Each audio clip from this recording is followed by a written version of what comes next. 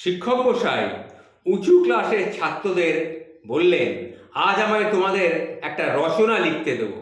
তখন ছাত্ররা বলল, স্যার এটা তো বিজ্ঞানের ক্লাস, আপনি আমাদের রচনা লিখতে দেবেন? তখন শিক্ষক মশাই বললেন, আজ আমি তোমাদের সায়েন্স পড়াবো না, আজ আমি তোমাদের রচনা লিখতে দেবো। কি বিষয়ে জানো? শোনো, তোমরা গরুর রচনা লিখবে। ছাত্ররা তখন ওর মুখ চাওয়াচাওয়ি শুরু করলো, বুঝতে পারলো না, অনেকেই মুখ টিপে হাসতেও লাগলো। তখন একজন বলেই ফেললো, স্যার এটা তো বাচ্চাদের ক্লাস নয়, এটা ক্লাস 10, গরুর রচনা লিখবো। তখন ছাত্ররা বললেন, হ্যাঁ তোমরা গরুর রচনা লেখো, আমি তোমাদের 10 মিনিট সময় দিলাম, এর মধ্যে কিন্তু লিখে আমার কাছে খাতা জমা দেবে।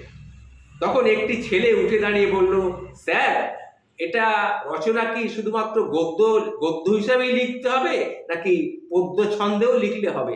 তখন শিক্ষক মশাই বলেছিলেন, তোমার যেটা খুশি সেটা তুমি লেখো, কিন্তু রচনাটা গরুর রচনা হওয়া অত্যন্ত প্রয়োজন। তখন খানিকক্ষণ বাদে সবাই লিখে খাতা জমা দিল।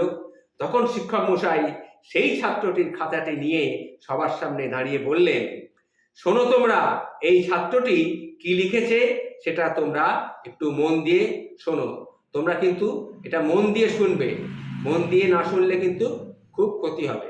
খানিক বাদে তখন তিনি পড়তে শুরু করলেন, মানুষ তোমায় বেজায় খাটায়, টানায় তোমায় লাঙল গাড়ি, মানুষ তোমায় একটুখানি কাছে দেয় না, কারণ একটু এদিক ওদিক হলে মানুষ তোমায় মারে লাঠির বাড়ি।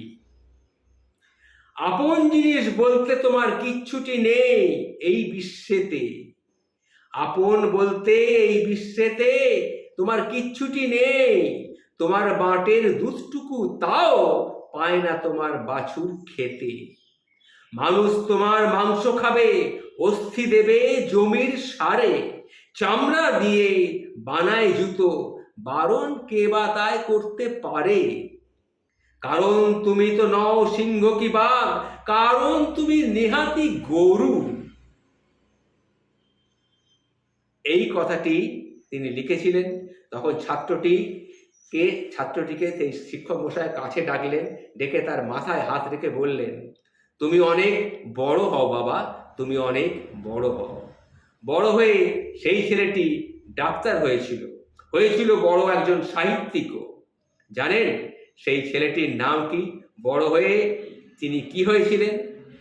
বাংলার সেই ছোট গল্পের জাদুকর ডক্টর বলাই চাঁদ মুখোপাধ্যায় হলেন সেই ছেলেটি, যাকে আমরা বনফুল নামে সবাই চিনি। তার গল্প, ছোট গল্পের জাদুকর হিসেবে তাকে আমরা খুব ভালো রকম চিনি। নমস্কার।